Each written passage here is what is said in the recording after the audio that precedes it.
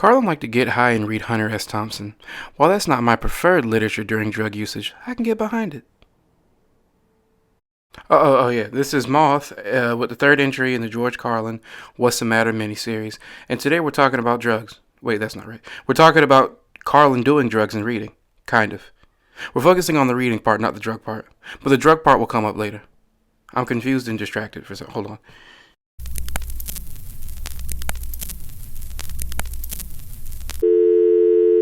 Does a comedian have to be educated or well-read to be a good comedian? I'm assuming there might be some knee-jerk reactions to this question one way or the other. One side might say no because many not-so-bright guys make good comedy, or at least their on-stage dumbed-down persona makes for good comedy. Adam Sandler, Will Ferrell, Steve Carell have all made whole careers out of playing morons in film and TV. I guess the difference there is that not only are they clearly just playing a character, but a team of writers help to mold these characters, and they get several takes to get it just right, whereas a stand-up is kind of on their own and has to nail the timing and the cadence or the joke doesn't land, and they can't really go back and clean up a mistake. That being said, we can't always tell when someone is legitimately a moron or when they're just doing a poor job of portraying one. We can't all have Brendan Schaub's all the time as low-hanging fruit. We know he's an idiot, so when he acts like one during a set, it's not a surprise. But most cases aren't that easy. I don't think we can say definitively then that being authentically stupid is good or bad for comedy. So let's look at the other end of the spectrum. Is being intelligent and learned always a positive in comedy? I'll start with the negatives first. I've talked before about how trying to make comedy more than what it is and turn it into an intellectual pursuit or something genuinely deep is very hard, but I don't think I've talked before about how bad it can be when someone fails at being deep on stage. Let's talk about clapter. For those that don't know, clapter is what happens when a comedian starts to riff a little bit or is being serious for a moment in their set, and people respond with cheers and applause, but not necessarily laughter. There might be a chuckle in there somewhere, but it's when the crowd is giving the comedian props for the ideas that they are affirming in the audience. Both conservative and liberal comedians alike get clapter. Clapter is fine to me, but there has to be a joke in there somewhere. John Lewis just talked about this in a recent video of his. When people start cheering for you just talking, they're not there for the jokes, but are actually there just for you as a person. This can be problematic in a lot of ways, but the way that matters most for this video is how clapter and being intellectually or ideologically absolute can get in the way of being funny. The famous astrophysicist Neil deGrasse Tyson can be funny and has a good sense of humor, but on his show Star Talk, he still has Chuck Nice, a comedian, as his co-host. This is just my personal opinion, but I love their rapport, and I like that Neil doesn't condescend to Chuck, and Chuck is always able to find the funny in Neil's explanations of different phenomena. This duo works because they both can see the absurdity in some of the concepts that Neil explains, but Neil's intelligence does not get in the way of Chuck's jokes, and vice versa. This is hard enough to do as a duo, but it is especially difficult as a solo performer like the vast majority of stand-up comics. This ties in neatly to the need for things to always be treated with a layer of absurdity, not being precious about anything, but still being aware of the world around you that I laid out in parts 1 and 2.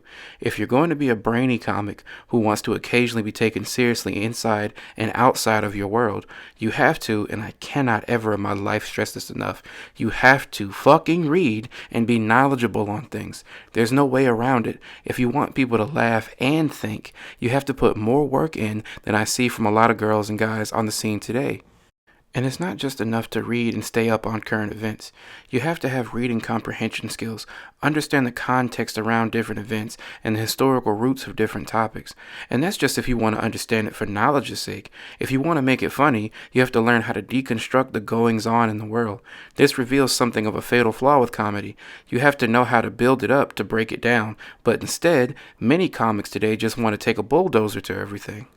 The very mentality that leads people to comedy is what makes intellectual comedy a very difficult path to take, and all the more difficult to make lucrative and have the resonance outside of the entertainment industry and into the wider world.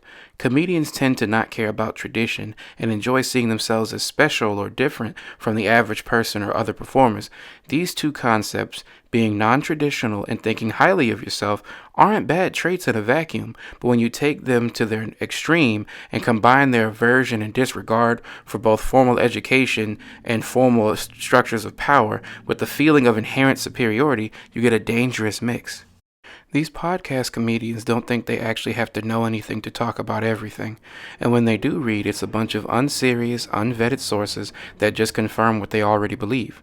If I read a random article on the internet that says short, fat black nerds from the South are God's gift to women and that they, the fat black nerds, should be showered in diamonds and jewels, of course I'm going to believe that because that's what I would like to believe anyways. If something sounds too good to be true or too convenient, it probably is.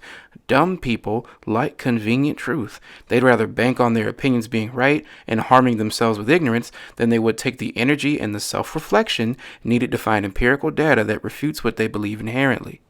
This is already problematic, but when you give one of these people a mic and tell them that they can say whatever they want, as long as it sounds like they were trying to make a joke, that just leads to reckless and relentless stupidity. None of this is Carlin's fault, by the way. Knowledge accumulation is usually pretty solitary. We don't take videos of people just sitting and reading quietly. Despite librarians' best efforts, reading is not sexy or exciting. I personally don't think it's boring either, but enough people do find it boring, and this disincentivizes a clout-chasing comic from being more methodical and cerebral about what they present to an audience. Random tangent while I'm recording this. I couldn't imagine a reading stream. What I was just describing is basically like take a just chatting, instead of even just chatting, just imagine just sitting and watching somebody reading at a computer screen on like Twitch or something. You'd never see that. It's not sensational enough. Maybe if they did it in like a swimming pool, like when everybody was doing the whole swimming pool thing, you know, the people who know what I'm talking about. But like, point is, I don't think even people being like half naked could make reading quote unquote sexy. It's too fundamentally, I don't know. Ran over, back to the video. Carlin wanted to be informed on the current state of the world in his time and wanted to find a way to inject some of his critiques of modern culture with some veracity. He wanted people to laugh, but it wasn't enough for them to just laugh at him or his wordplay. He wanted the audience to laugh at the state of the world the same way he did. I love the mentality of how he started his golden era, but I hate the way he decided to end it with his last few specials. The bulk of my critique on Carlin's final 4 specials is in the main video, so I won't rehash it here. Hopefully, if someone has gotten this far into my miniseries within a sub-series, they've watched the main video, but I know how people's attention spans work. Please watch it if you haven't already. Regardless of what I feel about where he ultimately landed on the solution to, or lack thereof, the embedded problems of the world, there is still value in reaching these conclusions through education, and not just some random shit you heard from a friend or a stranger on the internet. Paulo Freire, a well-known philosopher and educator whose work is a significant pillar in leftist thought, wrote about how being an active participant in your knowledge accumulation not only makes you a better scholar, but a more responsible person. Learning doesn't just beget more learning, but when done with critical pedagogy, Freire's concept, you as the learner are asked to deal with your role in the very systems that you are in, and in the case of a comedian, making fun of. And maybe responsibility is what it all boils down to. Irresponsibility and childishness are just considered a part of the job of being a comic. Comics are stereotyped as being juvenile and immature, and whether that comes naturally or if people are just trying to maintain that value subconsciously, there has always been a parallel anti-intellectual streak in comedy that goes along with the more high-minded comics. On a positive note, I would argue the more intellectual comics tend to live on as legends a lot longer in the social consciousness. They may not always get the props they deserve in life, but when people look back and say who inspired them or who made them fall in love with comedy, it's not usually the guys who did generic dummy comedy. To be fair, people remember the characters that these people played on TV or in a bit, but the actual comic themselves can often get lost in the dummy suit. Being an intellectual through one's comedy is adding another complication to an already messy medium, but when done right, a comic like George Carlin is remembered forever. I didn't end up having as much to say about drug usage and comedians as I thought I would, but just to touch on it a little bit, I think that the relative normalization of drug usage, especially in Hollywood, has been mixed to negative. I've heard rumors in the past about how certain comedians could only perform drunk or high, but no one that I've done preliminary research on so far has openly admitted that, so a deep dive into this idea will have to wait another time. All the OG comics will talk about how much cocaine they would do all the time throughout the 70s and 80s, but considering how much damage coke and crack did to the lives of millions of Americans, it carries a certain social taboo these days. I have no clue which celebrities or comics today may or may not be on harder substances than weed or alcohol, and their careers couldn't take the public hit, so there isn't much I can say about modern comics and their drug usage that wouldn't just be random speculation on my part. George's drug usage doesn't seem to be highly linked to his comedy, and he frames it as two separate entities within him that just kind of overlapped as a matter of happenstance. Kind of like the money from the comedy fueled the drug habit, but the drug habit probably going to come all the same. I don't get the impression that George was trying to escape anything through his substance abuse or making a larger statement. It just started as something he did recreationally on occasion, and it snowballed out of his control due to it being readily accessible, and the money he was making made it easy to afford. It just goes to show that whether someone uses drugs as a liberator from inhibition, as an enabler for their personality, or a way to numb themselves to life's troubles, it can become another problem in itself just the same. The correlation I was going to make between education and drug usage is that there is no correlation. You can be a dumb teetotaler or a brilliant addict just the same, and while some studies have shown that people with high levels of intelligence tend to have issues with substance abuse, that doesn't make the issue a two-way street. Taking drugs doesn't make you more intelligent or self-aware. Just look at Joe Rogan's entire career. And that's all from me today. I hope that if you're finishing this part that you watch the whole Wassa Matter miniseries. I will make no promises on when the Patrice video will be coming out, and this was just some ideas that I had while reading about Carlin that I wanted to get out in the meantime. I hope you enjoyed the extra detail I went into in regards to certain patterns that I see in the modern comedy world versus what the legends have put out in the past.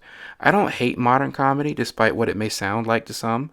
I just think that the majority of it could be so much better if the men and women doing it now were more dedicated to the craft, would learn the art of silence and not being in our faces all the time, and if they want to make social commentary, they crack open a fucking book every now and again, preferably one not written by neo-Nazis or flat earthers.